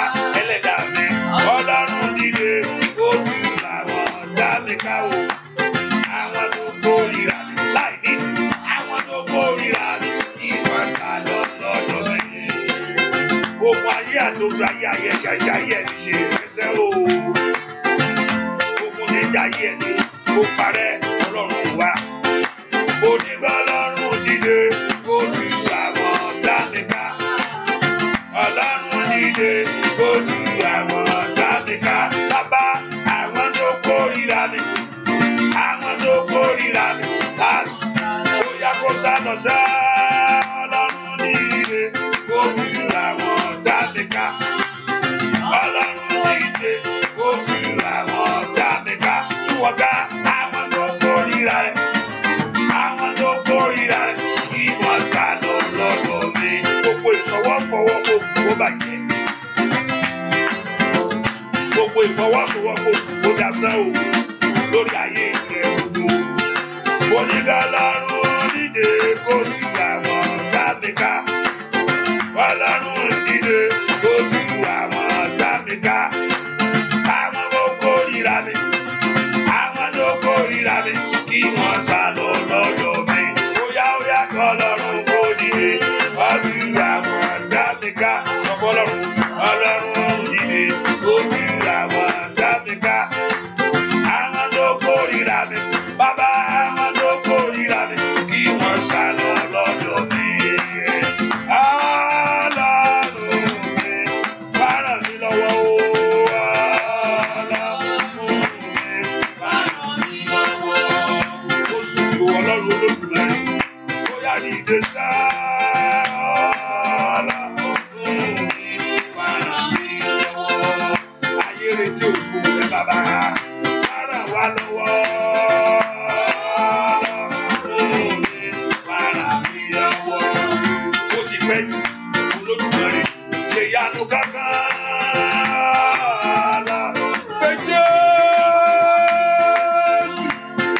kó ti débi ògo rẹ láyé. Ayé Màsáìdá Ọlọ́run mi. Ọjọ́ orí rẹ ó yẹ kó ti gbó láṣẹ. Jésù dìde. Bàbá Ọlọ́run mi. Bàrà mi lọ́wọ́. Ẹlẹ́dàá mi. Wá gbé mi níjà o. Ọlọ́run mi. Ó yá lórúkọ Jésù. Bàrà mi lọ́wọ́. Bàrà mi lọ́wọ́. Nínú ọdún yìí, ó yá bàrà mi lọ́wọ́. Wá gbé mi níjà. Bàrà mi lọ́wọ́. Ẹ pé orúkọ Jésù. All the name of Jesus. Mo ní ọjọ́ orí rẹ kó ti gbé nǹkan ṣe. With your age, you are supposed to have done something great. Mo wọnú Bíbélì dáadáa, mo rí pé ìmúlò láti ọ̀dọ́ langba ló yẹ kéèyàn ti máa ṣe rere. Even I checked Bible, I see that right from your youth age. Mo ní Jésù gángan fúnra rẹ̀ ó bẹ̀rẹ̀ láti kékeré ni. God Jesus himself started from you. Èèyàn mẹ́ta mo lè tọ́ka sí. I can point at 3 Tẹ́pẹ́ persons. ní ìgbà kékeré wọn wọ́n ti ìmúlò ogun tí Joseph jà gangan àti 30 nǹkan ti ṣẹlẹ̀ nínú ayé ẹ̀. Even with all the problems that Joseph encountered, with 30, he has been doing. Bẹ́ẹ̀ pẹ̀lú oko ẹrú tó tà sí. Even with that slavery life, Ìgbà tó pẹ́ 30 nǹkan sọ nínú when ayé God rẹ̀. to 30 something. Ìwọ wọjú orí rẹ lónìí. Look at your age Ẹ pé today. pásítọ̀ ẹ̀ tún bu àmì ìbú ọmọ kò fẹ́ kó gbàdúrà ní. I'm not abusing Ẹ you. jẹ́ ká wọjú orí wa kó wọ́bí tó wà. I'm not abusing you. Kí ló ti gbé ṣe kí ló What ní have you fọ́ọ̀mà. done? What do you have for your kids? Aya nana ma kó pẹ̀rú sẹ̀tẹ̀kẹ̀tẹ̀. Ẹ pe orúkọ Jésù. All in the name of Jesus. Olúwa àkókò eré mi tó láyé. It is time for my greatness. Mo ní Joseph 30. Joseph was 30. Jésù 30. Jesus 30. Dáfídì 30. David 30. Àwọn Yorùbá ni mò ń sọ, àwọn president wa yẹn, Gowanu kò tí ì pé 30 kó tó jẹ president o. Gowon was never 30 before he Gbogbo became president. àwọn Ọbásanjọ́, àwọn bàbá Ọbásanjọ́, àwọn Buhari, àwọn gbogbo wọn yìí, wọ́n ti rí nǹkan kan mú láti kékeré o. They have been able to achieve Wọ́n ti ń ṣe olórílẹ̀-èdè for long They time. have been heading for years. Ẹ ti wo nǹkan tó wà lọ́wọ́ wọn. Look at what they have. Ilẹ̀ ò tí ì rà. You have never bought a land. Ilé ò tí ì kọ́. You never bought a house. Ọmọ ò tí ì bí. You never bought a child. Ìwé ìgbélú ò tí ì ní. You never have green card. Bẹ́ẹ̀ ló sì ń tiraka ó fẹ́ gbà. And you are pursuing. Agbára kan ní ò ní gbà. Some power says you know. Kò yẹ pé ò tiraka tó. Know that you are not trying. Agbára kan ní kò jẹ́ ó jọ. Some power that is not making Kò yẹ pé ò wá kiri. Know that you are not searching. Agbára kan ní ò fẹ́ gbà. Ẹ pe orúkọ Jésù. Gbogbo agbára tí ò fẹ́ fàyè gbà mí. Gbogbo ipá tí ò fẹ́ fàyè gbà ìyàwó ọmọ mi. Ipá náà fi àjẹ ọ́. Ó fẹ́ fi àjẹ ọmọ rẹ̀. Ipá náà fi àjẹ ọkọ. Ó fẹ́ mú àyàmọ́ ìyá. Gbogbo agbára tó tún ti ayé ẹni rẹ̀. Ètí jà mí lógun wọ̀. Ètí dá orin rẹ̀ dànù mọ́ mi lọ́wọ́. Gbogbo agbára tí ò fẹ́ kí n dìde. Gbogbo ipá tí ò fẹ́ kí n lérí sẹ́ mọ́ mi lára. Gbogbo agbára tó ní kí n wà bẹ́ẹ̀. Láàárọ̀ yìí bàbá. Ó yá sọ ipá náà dé ẹ̀sán. Olúwa gbà mí lọ́wọ́ ìyà yìí. Olúwa gbà mí lọ́wọ́ ẹ̀jẹ̀ yìí. Olúwa gbà mí lọ́wọ́ ìbànújẹ́ yìí. Olúwa gbà mí lọ́wọ́ agbára yìí. Olúwa gbà iṣẹ́ mi. Olúwa gbà yí ọmọ mi. Olúwa gbà ìrìn àjò mi. Mi gbúdọ̀ nínú àmúbọ́mọ́. Ayé mi ò gbúdọ̀ nínú àṣetì mọ́. Ẹ̀gẹ̀ ò gbúdọ̀ ṣe mí mọ́. Oyè ẹnu ìyàgò ọ̀nà ayé mi. Ọmọ náà lanu kò gbàgbọ́. Orúkọ Jésù. Orúkọ Jésù. Màkàyà bàkàtàkàtà. Lo prendo gombe rẹpẹtẹ. Le prendo sokotokoto. O ti fẹ́ gbára rẹ títí òrìrà rẹ gbà. Ayàlà bàkàsàtà. Mo ló ti fẹ́ gbára rẹ títí òrìrà rẹ gbà. Kẹ́kẹ́ tó lè gbà ọ́. Ìkàtà yìí máa sọ tòtòtò. Mo ló ti fẹ́ gbára rẹ títí òrìrà rẹ gbà. Ó yá gbọ́ orúkọ Jésù. Ẹ̀yin ogun ọ̀run ẹ gbà mí. Ẹ gbà mí lọ́wọ́ ìyà tí ayé fi ń jẹ mí. Ẹ gbà mí lọ́wọ́ ẹ̀gàn tí ayé fi ń ṣe mí. Ní orúkọ Jésù. Agbára tó ní kí tiẹ̀ yàtọ̀ fófó. Láàrin ẹbí. Agbára tó ní kí tiẹ̀ yàtọ̀ fún àmúbọ̀. Àìlì màkà pàkà sàkàtà. Agbára tó ní ká wò títí ìwọ lọ tí ìrí tí ẹ ṣe ń bẹ̀. Ìlì màkúta dẹ́lìà. Alágbára lónìí. Sọ ipá náà dí asán. Búà lórúkọ Jésù Kristi. Olúwa wa. Ní ìrẹ́ tó gbọ́ láyé tí ò jìjàgbára. I never see someone who succeed without fighting. Bíbélì náà sọ pé ó ní ìjọba Ọlọ́run ti fi ìfapágbára wọ̀. Bible says the kingdom of God is with ó ní àwọn violence, alágbára ní ń gbà á. and they take it with violence. ẹni ìmọ́lẹ̀ ò lè gbà. Someone who does not fight, who cannot Ó múra fight, sí ọ̀rọ̀ rẹ ni. you have to fight. ní pásítọ̀ kí mo tún fẹ́ ṣe mo ti gbà. ó Yeah, múra ni. pastor, what can you do? You have to kò ṣeé dákẹ́ sí. just get ready. You cannot keep quiet. Silent is not the solution to it. Dákẹ́jẹ́ kò lè ṣe. Silent is not the solution to the breakthrough. Dákẹ́jẹ́ ò lè ṣe. You need to put up the fight until you have the O victory. gbúdọ̀ mú ìjàkadì. Even the word of God told us Bíbélì wípé that you should put up the fight. ó ní ẹgbẹ́ ìhámọ́ra Ọlọ́run. You should put up the fight. Ẹgbẹ́ ìhámọ́ra Ọlọ́run. That's why you can have the victory. Ìgbà yìí ló lè ní. You can have victory by silencing to your problem. O kò lè ní àṣeyọrí láti. No, there's no way. Kò sí ọ̀nà. Gbogbo àwọn tó gbà wọ́n fipá gbà ni. All those Dáfídì gbà á. David took it. Sọ́ọ̀sì rẹ̀ kò sí àyè fún. Saul said there's no way. Mo ní Joseph gbà á. Joseph took it. Mo ní Jésù tó ń tẹ̀lé. Jesus are following. Ó gbà á. Got it. Olúwa gbà fún mi God lónìí. gave it unto me. Ohun tí ayé fi ń jẹ ìran mi níyà. To punish my Wọ́n fọmọ jẹ mí níyà They bàbá. are using children to punish me. Wọ́n fi ẹ̀gàn ṣe mí o. They are using to punish Wọ́n me. fi ìtìjú bá yé mi They are pàdé. giving me shame. Lónìí máa ń fi òpin Today, sí. put an end to it. Lónìí mi ìgbúdọ̀ tún gbé wọ April Put an end to yìí. it. April múre jáde fún mi. This April give me good. April mú ògo jáde fún mi. This April give me glory. Ohun tí ò tí ì ṣẹlẹ̀ ní ayé mi Everything that has never happened ẹjọ́ ṣẹlẹ̀ sí mi. Let it happen to Ibi tí mi tí ì dé láyé Let rí. it happen to you. Ẹgbẹ́ mi lọ bẹ́ẹ̀. Let it happen. Ohun tí mi tí ì gbà What I rí. never achieved. Ẹ gbà á fún mi. Give it unto me. Jákèjì mi yàtọ̀ fún rere. My own be different. Kò gbúdọ̀ yàtọ̀ fún àmúbọ́mọ́. My own will not be different. Ayé mi ò gbúdọ̀ mọ̀ nípa ẹ̀dùn ẹ̀gàmà. Not Ó be yẹ different fi again. òpin sí ogun yìí. Put an end to this Ẹ fi òpin sí ogun yìí Put an lórí end to iṣẹ́ this mi. problem over my Ẹ job. fi òpin sí ogun yìí Put láyé an end to ọmọ this mi. problem over my Ẹ fi children. òpin sí ogun yìí ní Put an ìrìn end to àjò this mi. problem in my job. Lónìí bá ayé mi pàdé. Mú ẹ̀gà ayé mi Put kú. an end to the sorrow Ẹ in my jẹ́ kí life. oore wọlé tọ̀ mí Let wá. good things Gbọ́ come to my àdúrà life. lórúkọ Jésù Kristi. Olúwa wa. Amen. You can change it. Hallelujah. Amen. Ẹ pe orúkọ Jésù. Call the name of Jesus. Ìpín mi gbare lónìí. Ìpín ayé mi gbare lónìí. My whole life take goodness today. Gbogbo ohun tí ayé yàn fún mi tí ò yàn fún mi. Everything that has been shared for me that has not for me. Gbogbo ohun tí ayé pè mọ́ mi tí ò pè mọ́ mi. Everything that has not been apportioned to me that is Èmi, not I my own. can guarantee you with the word of God Mo lè that fi yé ọ pẹ̀lú ọ̀rọ̀ Ọlọ́run. that is not the plan of God for your life for you to Eléyìí kò remain ní ṣe ohun barren. tí Ọlọ́run fẹ́ fún ayé rẹ. That you remain a failure. Wípé kò jẹ́ kò ní ìjákulẹ̀. That your life should not prosper. Pé kí ayé rẹ kí ó má tẹ̀síwájú. Not only that, it's of salvation that Jesus Christ paid the price for. Kì í ṣe ìgbàlà rẹ nìkan ni Jésù san lórí To ìgbàlà. enjoy the fullness of it all. Láti ní ẹ̀kúnrẹ́rẹ́ ìbùkún. To be the light in the world. Kò ní ìmọ́lẹ̀. In prosperity, in character, in everything. Nínú ohun gbogbo kò ní ìmọ́lẹ̀. Lord, that you are calling the name of the Lord, also you are the beggar among them. Wípé bí Ọlọ́run kò ṣe fún kókó. Ìwọ ló fi Jésù lọ, ìwọ ló fi Jésù lọ́wọ́. Ìwọ náà ló ti ń tọrọ owó You are lọ́wọ́ the wọn. one telling them the name of Jesus. You are the one begging for Jesus it. can save you. Jesus can save you, my sister. Àtọ́ parí Jesus can save you tán. Ṣé mo lè rí owó change tí màá fi wọkọ̀? You are the one begging after preaching salvation. Kò pé It's not complete. ìwọ náà wò láàrin wọn pé àsísítà tó sọ pé Jésù ìwọ ló dẹ̀ mọ Jésù láàrin wa òun kò tẹ̀ tí ìrọ̀mọ́ bí mẹ́. Òun ló mọ Jésù láàrin wa òun kò tí ì rí ìwé gbé. You are the only one that knows Jesus, and yet you are the one failing among them. It's not complete. Kò pé It's not a complete statement. gbogbo àgbà tí ò fẹ́ kó wọnú rẹ̀ yẹn. Every power that doesn't want you to go into that goodness. Gbogbo ìwọ láàrin àwọn ọ̀rẹ́ yẹn wọ́n ló ń fi Jésù lọ Among gbogbo your wọn. colleagues, you are the only one that Ìwọ náà lọ ń tells raise the them prayer point fún. You are the one they are raising prayer for. Fàdúrà ràn sísá fi ló lọ́wọ́ o. Let's pray for the sister.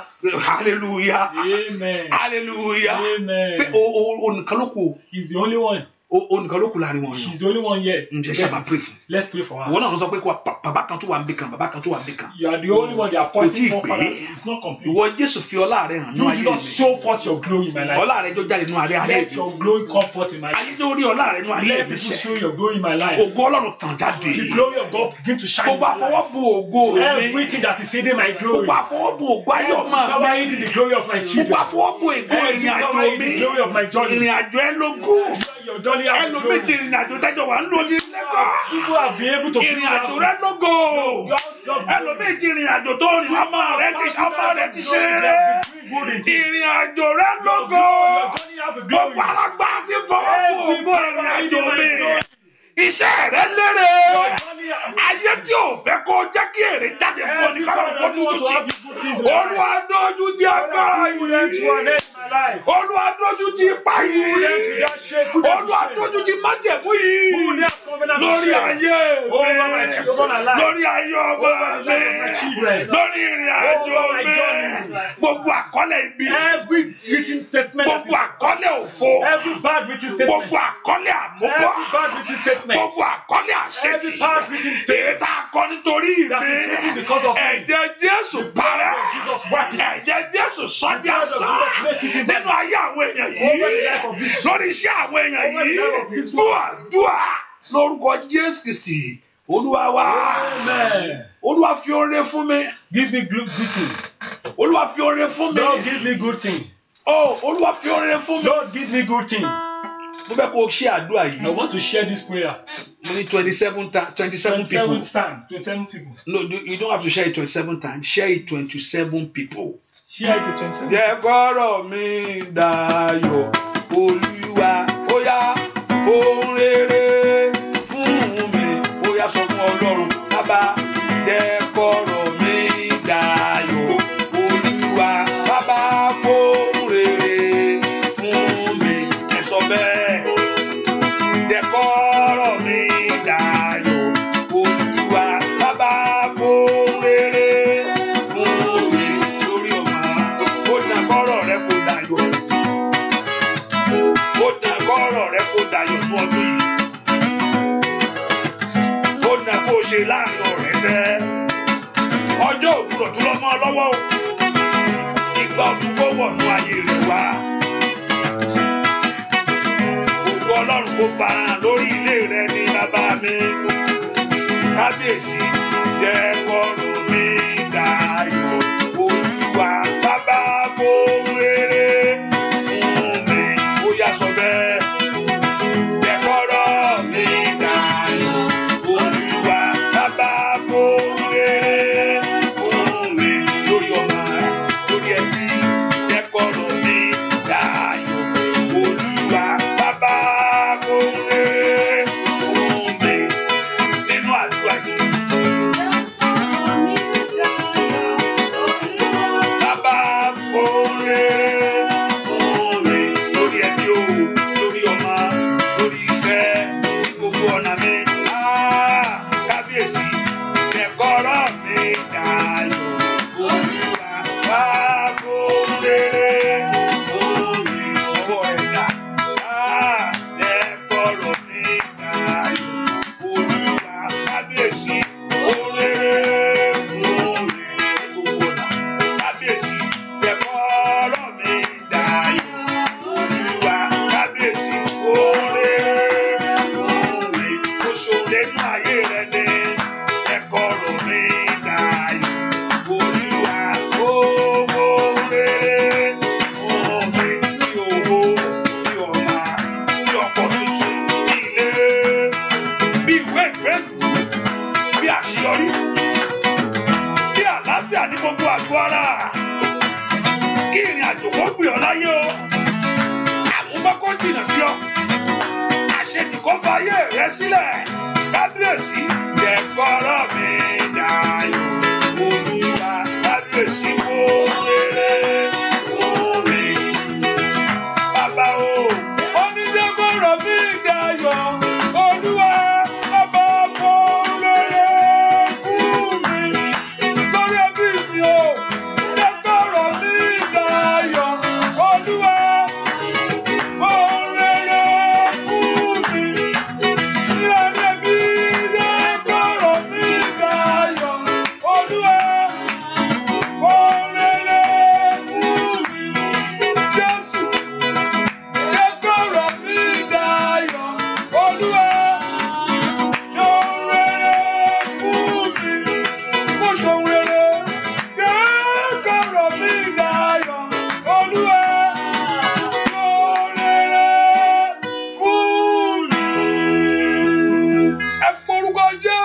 the name of Jesus. Olúwa jẹ́ kí èmi náà rí tèmi ṣe nínú ayé kan tí mo wá o. Let my own be possible in this very 1 year. Ìrìn àjò kó gbè mí láyé.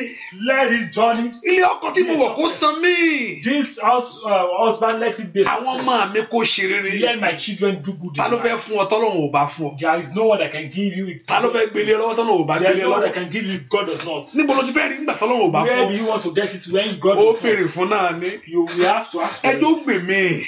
Let it be a Ẹ success. jẹ́ kí ìrìn àjò yìí san mí. Let this journey be a success. Ohun tó ń gbàdúrà fún àwọn kan ti ṣe. That thing you are asking for, some people have done. Ohun tó ń wáyà àwọn kan ti rí láyé rí. Something you are looking for, some people have done. Kí ìwọ náà rí tiẹ̀ mú ni. So that you all just be able to get Kí it. ìwọ náà rí tiẹ̀ ṣe. You just be able to need to get your Mo ní money. àwọn kan ṣe bímọ ni. Some people just give birth. Ẹlòmíì ní àárọ̀ ìlú ṣe máa rí. Some people just Ìwọ sì ń wọkọ̀. and yet you are looking. Àwọn kan sì gbàgbé ìgbélùú. Some people just Ìwọ sì ń wá. and you are looking. It's not a new thing. It's not a new. Àwọn kan ti ní. Some people have gotten. Kò gbúdọ̀ fò mí rú You ni. must not pass over. Kò gbúdọ̀ fò ọmọ mi You must rú. not pass over my Kò children. gbúdọ̀ fò iṣẹ́ You mi must not pass rú. over my job. Kò gbúdọ̀ fò ìrìn àjò You mi must not pass rú. over my journey. Ìwọ April gbọ́ ọ̀rọ̀ Olúwa. Hear the voice of God. Jáde fún oore fún mi. Come out in glory. Ire bẹ̀ jáde fún mi. The success in it come. Ayọ̀ bẹ̀ jẹ́ The tèmi. journey of it come out. Ìbànújẹ́ bẹ̀ jìnnà sí mi. This sorrow is Ó yá ẹ̀tọ́ mi kó bọ̀ sí. this my own. Ẹ̀tọ́ rẹ kó bọ̀ sí. My right give it unto me. Ẹ̀tọ́ rẹ kó My bọ̀ right sí. come unto me now. Ẹ̀tọ́ rẹ My kó bọ̀ right sí. come unto me now. Ẹ̀tọ́ ọmọ My rẹ kó right bọ̀ come sí. unto me now. Ẹ̀tọ́ iṣẹ́ rẹ Right kó for bọ̀ the sí. job come unto me now. Olúwa kó gbé ọ lékè May lọ́wọ́lọ́wọ́. God lift you up now. Olúwa kó sọ ọ́ di May aláyọ̀ God èèyàn lift rẹ̀. you up. Be a joyful Áàlì Màsáìdà. Mo ní kí Olúwa kó gbé ọ May lékè. God make you a joyful Mo ní person kí now. Olúwa kó sọ ọ́ di May aláyọ̀ God make èèyàn. you a joyful Gbogbo person àgbà now. tó ní kó máa banújẹ́. Every power that says Gbogbo àgbà tó ní kó máa sọkún. every power that says Kó di asán láàárọ̀ may yìí. it destroy you. Kó di òfó láàárọ̀ May it be yìí. invalid in your Kó life. di asán láàárọ̀ May it be yìí. invalid in your life. Kó di òfó láàárọ̀ May it be yìí. invalid in your life. Mo ní kó di asán May láàárọ̀ it be yìí. invalid in your life. Mo ní kó di òfó May it láàárọ̀ be invalid yìí. in your life. Olúwa kó gbé ọ May níjà. God fight for you. Olúwa kó gbé ọ May níjà. God fight for you. Olúwa kó gbé ọ May níjà. God fight for you. Olúwa kó gbé ọ May níjà. God fight for you. Gbogbo alágbà tí ń béèrè fún ìgbé Every ẹkún. power asks for that crying. Gbogbo alágbà tí ń béèrè fún ìgbé ẹkún. Every power asks for crying over your family. Gbogbo alágbà tí ń béèrè fún ìgbé Every ẹkún lórí power rẹ. asks for family over your life. Gbogbo alágbà tí ń béèrè fún ìgbé ẹkún lórí ọmọ rẹ. For fire over your Mo life. ní lónìí lórúkọ Jésù kó di May asán. them be invalid. Mo ní lónìí lórúkọ Jésù May kó di asán. them be void in your Gbogbo life. alágbà tí ń béèrè fún ìgbé ẹkún Every nulẹ̀ power rẹ. asking for crying Ní over your orúkọ life. Jésù ètè wa kó di asán. Amen. O ò ní sọkún. Amen. O ò ní banújẹ́. Amen. O ò ní banújẹ́. Amen. O ò ní sọkún. Amen. Lórí rẹ wọn ní sọkún. Amen. Lórí rẹ wọn ní banújẹ́. Amen. Ìtìjú rẹ kó sálọ. Amen. Ẹ̀gàn rẹ kó sálọ. Amen. Ẹ̀kàtà àyàgà ìbànújẹ́ rẹ kó di ayọ̀. Amen. Olúwa kó gbé ọ níjà. Amen. Ire kó dé bọ̀ ọ lónìí. Amen. Ayọ̀ kó wọlé tọ̀ wá. Amen. Olúwa kó gbórí rẹ sókè. Amen. Olúwa kó gbórí rẹ sókè. Amen. Ayọ̀ ńlá kó dé bọ̀. Amen. Ayọ̀ ńlá kó dé bọ̀. Amen. Ayọ̀ ńlá kó dé bọ̀. Amen. Ayọ̀ ńlá kó dé bọ̀. Amen. Ayọ̀ ńlá kó dé bá yín. Amen. Ayọ̀ ńlá kó dé bá yín. Amen. Ayọ̀ ńlá kó dé bá yín. Amen. Ayọ̀ ńlá kó dé bá yín. Amen. Ohun tó wá làwátì, ọ̀run kó bẹ́ẹ̀ wá. Amen. Ó ní ohun tí o wá ní àwátì látòní lọ. Ọ̀run mọ ibi tó wà. Heaven know where that thing you are lacking for you. Ọlọ́run sì mọ owó ẹni tó wà. And God knows that particular thing that Ohun tí ayé ní kó wá láwátì. that thing that people say you should look Ní orúkọ Jésù, ọ̀run kó gbélé ẹ lọ́wọ́. Amen. Gbogbo èèyàn tó wọnú àdúrà ìwà láàárọ̀. Everyone that comes to this prayer this morning, Ìrìn Olúwa lẹ̀ ń fẹ́. you are looking for God's glory. Ògo Olúwa lẹ fẹ́ kó bá ayé You yín want pàdé. God's glory to meet your life. Ọlọ́run tó tó bẹ́ẹ̀ tó ju bẹ́ẹ̀ You lọ. want God that can do it. Mo ní Ọlọ́run tó tó bẹ́ẹ̀ tó ju bẹ́ẹ̀ God lọ. that can do it. Alágbára ní Síónì. Powerful man Ó inside. yá kó bá ayé yín pàdé. Amen. Gbogbo ipò ẹrú tí ayé ẹni wà. Every slavery position you are finding yourself Gbogbo now. ipò àmúbọ́. Every failure position you are finding yourself Gbogbo ipò now. àṣetì. Every failure position you are finding yourself Gbogbo now. agbá tí ò jẹ́ kí ògo bú jáde. Every power that doesn't want your glory to Gbogbo shine. ipá tí ò jẹ́ kí ìlérí Every ṣẹ. power doesn't want your glory to come Ẹ to gbọ́ reality. ọ̀rọ̀ Olúwa. Hear the voice of God. Nínú ayé àwọn èèyàn In the yìí. life of this one. Ó yá kó di asán. Amen. Nínú ayé àwọn èèyàn yìí kó di asán. Amen. Nínú ayé àwọn èèyàn yìí kó di asán. Amen. Olúwa kó gbórí rẹ sókè. Amen. Ogun ọ̀run kó jà fún ọ. Amen. Olúwa kó gbórí rẹ sókè. Amen. Ogun ọ̀run kó jà fún ọ. Amen. Olúwa kó gbórí rẹ sókè. Amen. Ogun ọ̀run kó jà fún ọ. Amen. Ohun tó ti dẹkún kó di ẹ̀rín. Amen. Ohun tó ti dẹkún kó di ẹ̀rín. Amen. Gbogbo ìjákulẹ̀ ní gbogbo ọ̀nà gbogbo. ní orúkọ Jésù ọ̀run kó fi òpin sí. Amen. Ẹ̀yin tẹ́ wà lórí YouTube yẹn tó bá ń ṣe bákan ṣáà join Facebook. I told us eléyìí tí so I will share the grace quickly now. What time is it? Okay. Ìyẹn náà ti tó. Lórúkọ Jésù ìjákulẹ̀ ní gbogbo ọ̀nà lórí ayé yín lónìí lórúkọ Jésù kó di asán. Amen. Ò ní mọ̀fọ́ mọ́. Amen. Ò ní mọ̀fọ́ mọ́. Amen. Ìrìn àjò kó gbé ọ́. Amen. Ìrìn àjò kó san ọ́. Amen. Ọwọ́ Olúwa kó gbé ọ́ níjà. Amen. Ọwọ́ olóore kó wá yín rí. Amen. Ọwọ́ ògo kó wá yín rí. Amen. Gbogbo ohun tí ayé ti gbà sọ́lọ́rọ́ lára rẹ ọ̀run kó dá padà. Amen. Àṣẹ Olódùmarè ni. Gbogbo ohun tí ayé ti gbà sọnù lára rẹ ọ̀run kó dá padà. Amen. Gbogbo ẹ̀yin tí a lórí YouTube yẹn, the YouTube is acting up. I don't know why, but you can join Facebook quickly before we share the grace. You can join the Facebook or you can join the other line. That's why I say you multitask. You know many avenues to get into if this one is not working. So you can use another one. I don't know whether you are still listening to me. I know I can see, Can you still hear me? On YouTube, can you still hear me? Like Jello YouTube, me. I can see the movement. I don't know. If you can hear me, say you can hear me, but I can see that say reconnect. It's unable to connect at this moment. I don't know. But those on YouTube, on Facebook, you can hear me. So you can connect, join Zoom, join on speaker, join on the radio line, join on the phone line. It's on. You can join all those things. And I know that Lord God will do great in your life. Call the name of Jesus. My joy come to me this year. Joy search for me. I pray for everyone that is looking at me. May your joy come to you this year. May your joy come to you this month. This April year we are now. May God's glory come unto you. May God's glory come unto you. May God glory come unto you. May God glory come unto you. Sorrow comes to an end. Sorrow comes to an end. Mo wá ní orúkọ Olúwa Ọlọ́run Ísírẹ́lì tí gbogbo èèyàn ti ń gbọ́ mi. Mo wá ní orúkọ Olúwa Ọlọ́run Ísírẹ́lì tí gbogbo èèyàn ti ń tẹ́tí gbọ́ mi. I come in the name of God of Israel. Mo wá ní orúkọ Olúwa Ọlọ́run Ísírẹ́lì. I come in the name of God. Mo wá ní orúkọ Jésù. I come in the name of Jesus. Ti Násárẹ́tì. The one of Nazareth. Ọba tí gbogbo agbára ń bẹ lọ́wọ́ rẹ̀. The one that holds all the power. Ogun ayé yín kó tẹríba o. Amen. May your problem bow. Ogun ayé yín kó tẹríba o. The problem of your life bow. Ìrìn àjò kó gbì ọ́. Amen. Oore kó jáde fún ọ. Amen. April tẹ́ fẹ́ wọ̀ yìí, ayé ò ní rí ọ mú lẹ́rú mọ́. Amen. Gbogbo amúnilẹ́rú, amú ayé ẹni mọ́fo, amú ayé ẹni ní ìjákulẹ̀. Ní orúkọ Jésù, ó di asán lónìí. Amen. Olúwa gbè yín níjà. Amen. Olúwa jà fún yín. Amen.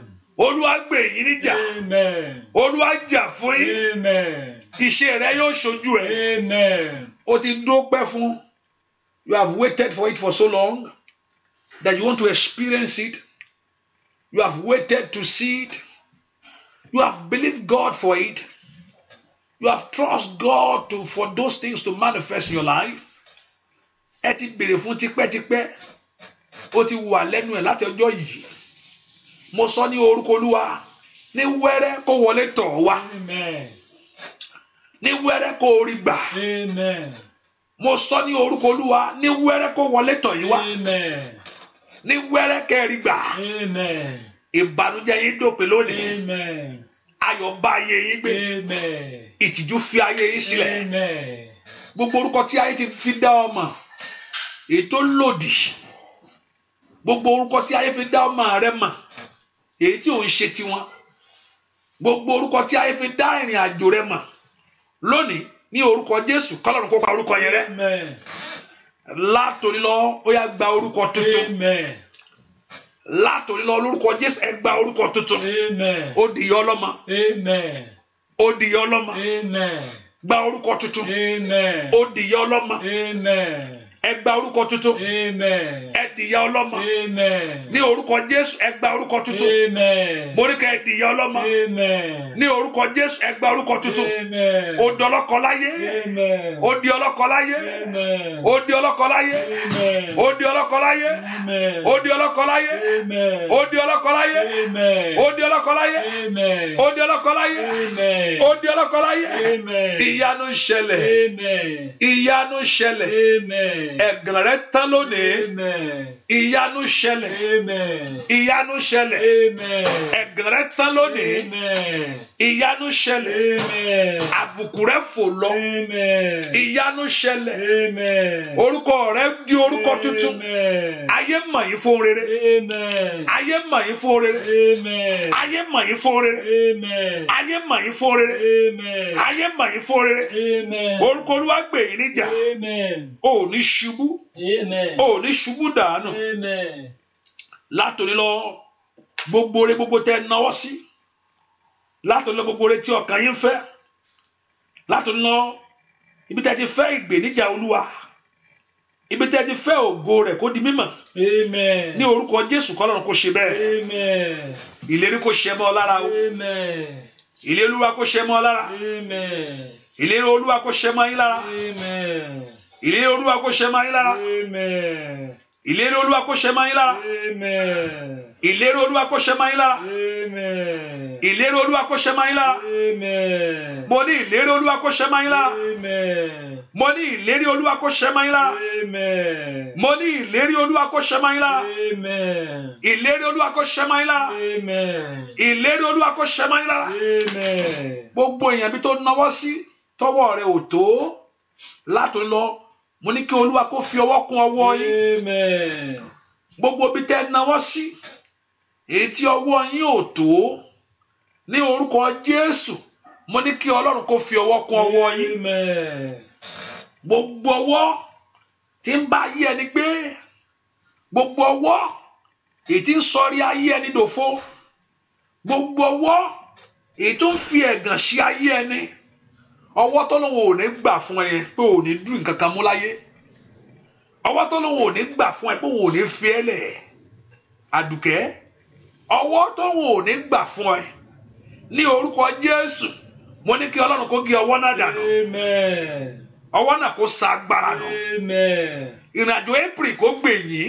Amen. Mo sọ ní orúkọ Olúwa ní orúkọ Olúwa Ọlọ́run Ísírẹ́lì, ìrìnàjò April mo ní kó gbè yín. Amen.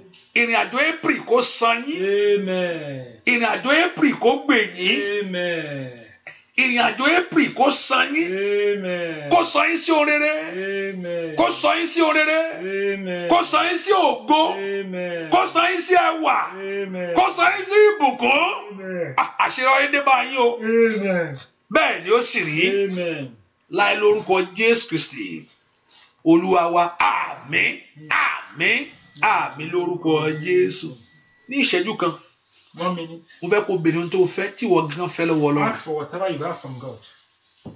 Mẹ́ kó béèrè ohun tó fẹ́ lọ́wọ́ Ọlọ́run yìí. Ask for whatever you want from God. Bíbélì pé ẹni tí máa ń béèrè ní rí gbà. Bible says whoever seeks shall receive. Bẹ́ẹ̀ ká béèrè fún ohun tó fẹ́ lọ́wọ́ Ọlọ́run. I want you to ask for whatever you have from God. Ẹni tí ń béèrè ní máa rí gbà o. It's whosoever that has that we get it. Ẹni tí ń béèrè ní máa rí gbà. Whosoever has we get it. Mo fẹ́ kẹ́ ẹ béèrè ohun tẹ́ ẹ fẹ́ lọ́wọ́ I want Ọlọ́run. you to ask for whatever you have from God. Níbo lẹ fẹ́ kọ́ Ọlọ́run ti bá yín kó yọjú sí? Where do you want God to meet you? Kí lẹ fẹ́ kí Ọlọ́run kó ṣe? What do you want God to do for you? Ọ̀nà àbáyọ wo lẹ fẹ́ kí Ọlọ́run kó gbà yọ sí yín o? What kind of thing do you want God to do for you? Àṣetì wo lẹ fẹ́ kí Ọlọ́run kó mú dúró What fún ọ kind tó of failure kó dá do dúró you fún ọ want lónìí? God to put an end in your life? Ògo wo lẹ fẹ́ kó dé bá yín? What kind of glory do you want in your life? Ó yá ẹ fẹnu ara yín sọ Can lọ́wọ́lọ́wọ́ you tell báyìí. that to God right now? Ẹ sọ nípa ìrìn àjò yín fún Ọlọ́run. Tell God about your journey. Ọlọ́run mo ké pè ọ́ o. Lord, I call upon you. Ohun tí mo fẹ́ rèé. This is what I want. Nínú April jẹ́ ní ẹ̀rí. In this April, let me have testimony. Nínú April ọ̀nà yìí kó là fún mi. In this April, let me have testimony. Nínú April ṣe tèmi fún mi In bàbá. this April, Father, do my own. Mo fi ìrìn àjò April lé ẹ lọ́wọ́. I want to take care of this. Bá mi lọ sínú wákàtí ibẹ̀ àti every hour in it. ọjọ́ tó wà níbẹ̀ kó san mí sí ohun rere. Let every day in this April do me good. Jẹ́ kí n ní ẹ̀rí ńlá. Let me have testimony. Jẹ́ kí ẹnu ọpẹ́ mi pọ̀. Let me have a big mouth testimony. Jẹ́ kí ẹnu ọpẹ́ mi pọ̀. Let me have a big testimony. Olúwa jẹ́ kí ẹnu ọpẹ́ mi pọ̀. Let me have a big testimony. Olúwa jẹ́ kí ẹnu ọpẹ́ mi pọ̀ Let me have a big testimony in this. Bẹ́ẹ̀ ni ó sì rí fún ọ. It is so. Bẹ́ẹ̀ ni ó sì rí. It is so. Ọ̀run fàyè gbà ọ́. Amen. Ọ̀run fàyè gbà ọmọ rẹ. Amen. Jésù Olúwa wa, àmín, àmín, àmín lórúkọ Jésù. Hallelujah. Amen. Mo sọ tẹ́lẹ̀ pé mi bá open the line for the testimony because of the, I don't know whether it's the equipment that I'm using or the line, but I don't think it's the line, because if it should be the line, the rest should be acting up. I think maybe is that the equipment that I'm using. But let's do I tẹ̀síwájú ní Monday. And also the time has changed for those in England. I think I was told that the time, they are changing the time today. So our time, our prayer is we're gonna do it more earlier than 1 o'clock, except maybe something else. So we're back to 12:30 to start. So now it's gonna be around your own time. It's gonna be around. Is it not 5:30? You're not 5:30. Only thing I know about 5:30 now. You're not dealing. Hallelujah. That's enough. I'm trying to balance it up, but also I have to consider those in America too. So they have to sleep too. So I think I've tried enough. So this weekend is going to be 12:30, starting our prayer. And I know the Lord Jehovah God will do great in our life. Volume, you can hear me. So ìyanu á ṣẹlẹ̀ nínú ayé wa, ògo á farahàn nínú ayé wa. And also next week, maybe next week I'll open the line, or during the week I'll open the line. Anytime you have a testimony, just tell me you have a testimony. I just want us to have a time of testimony before God, because who that can ask, kò fún ọ, Ọlọ́run ò fún wa ní ire kankan pé kò gbé pamọ́. Ọlọ́run fún wa ní ire ká fi ẹ̀rí rẹ̀ hàn ni. The testimony in your life is not for you to hide it. The testimony in your life is for to share. The gospel is to share. The good news is to be told. So it's not that you hold it to yourself. You have to tell it out, let people know about it. And in fact,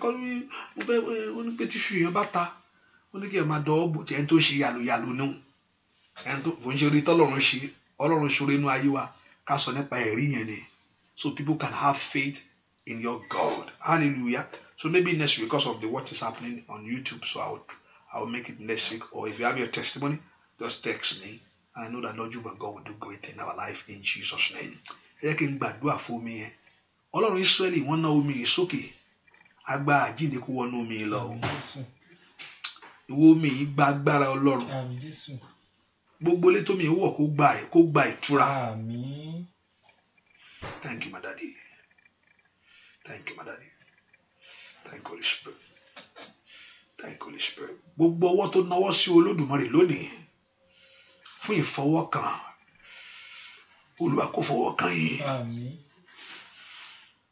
Gbogbo etí tó fẹ́ gbọ́ ire ní orúkọ Jésù, ẹ gbọ́ ire. Gbogbo adìẹ òkùnkùn tí ń sáré jẹ, Olúwa ta lọ́fà lónìí. Gbogbo adìẹ tí ń sáré jẹ, ẹ̀mí ẹ̀rù ni, ẹ̀mí ẹ̀rù. Èyí tí ń sáré jẹ ní orúkọ Jésù, ọ̀run ta lọ́fà lónìí. Adìẹ òkùnkùn ni kò ní rí rẹ̀ jẹ mọ́. Iye tọ́lọ́run fún ọ kó bá ọ kalẹ̀.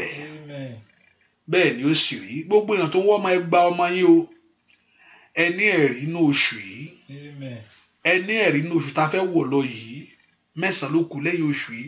Ó wá kù 9. Kò ní bọ́mọ ọ lọ́wọ́. 3 tí a ti fẹ́ lu 3 tán. Tí a máa lóyún oṣù 9 nìyẹn fi ń lóyún. Ó wá kù 9 tó fẹ́ wọ̀ lọ, tó bá ti wọ April, ó láti lóyún ní April yẹn ni. Tó bá fi jẹ́ 9 yẹn. Ọdún yìí ò ní bọ́mọ ọ lọ́wọ́. Gbogbo èèyàn tó ń wá ọmọ. Ìwọ Ọlọ́run tó bá wo Sárà tó ṣàánú fún. Tó wo Rachel tó gbére lé lọ́wọ́. Gbogbo èèyàn tó ń wá ọmọ tó wà ní àdúrà yìí. Gbogbo ẹkún rẹ pé òun wọ́ ọmọ. Mo sọ ní orúkọ Ọlọ́run tó rán mi níṣẹ́ lónìí. Ó dópin lónìí o. Àfi tí ò bá ṣe pé òun tó fẹ́ ṣe nìkan ló kù. tó yẹ pé Ọlọ́run fẹ́ fi ayọ̀ fún àwọn tiẹ̀ tó lóun fẹ́ tú àwọn èèyàn sílẹ̀ ló sọ pé òun fẹ́ fi inú òbínú jẹ́ òun fẹ́ sọ wọ́n di aláyọ̀ àfi tí ò bá ń ṣiṣẹ́ rẹ̀ gbogbo èèyàn tó ń sunkún pé àwọn ọwọ́ ọmọ láyé tó ti dààmú tó ti sunkún tọ́mọ ò tí wàá ṣẹlẹ̀ mo sọ ní orúkọ Olúwa Ọlọ́run Ísírẹ́lì èyí tó fẹ́ fún ayọ̀ fún ayé ẹni ó yá rí ọmọ náà bí o wọ́n tó sọ pé mi ìrọ́kọ báwo mo ṣe fẹ́ bímọ ọkọ rẹ kó jáde wá níbikíbi tó wà ọ̀run kó mú jáde gbogbo agbá tí ń gbé sá agbá náà kó di asán bẹ́ẹ̀ ni ó sì rí láì lórúkọ Jésù Kristi Olúwa wa àmín àmín àmín lórúkọ Jésù hallelujah. And if you want to be a blessing, you can support the work of God. Go on our website, and I pray that Lord Jehovah God will bless you. Do great in your life. Thank you for being here. See you on Monday. No, see you tomorrow. Tomorrow, our service starts by 11 on Sunday school, and also the service by 11. And tomorrow is a night of power. You can get, if you are watching online, get your Holy Communion. We take Holy Communion. I only do this in remembrance of me. So tomorrow is a Holy Communion, and also night last Sunday of the month that will lift our voice before God. God bless you. Thank you for being here. Thank you to see you. God bless you. Bye bye. And also make sure you share it. And for those that have shared, the blessing of God will rest upon you. And share from Olua. Thank you. Bye bye. Bye bye. Bye bye. Bye bye. Bye bye. Bye bye. Bye bye. Bye bye. Bye bye. Thank you. Thank you. Thank you. Thank you. Thank you.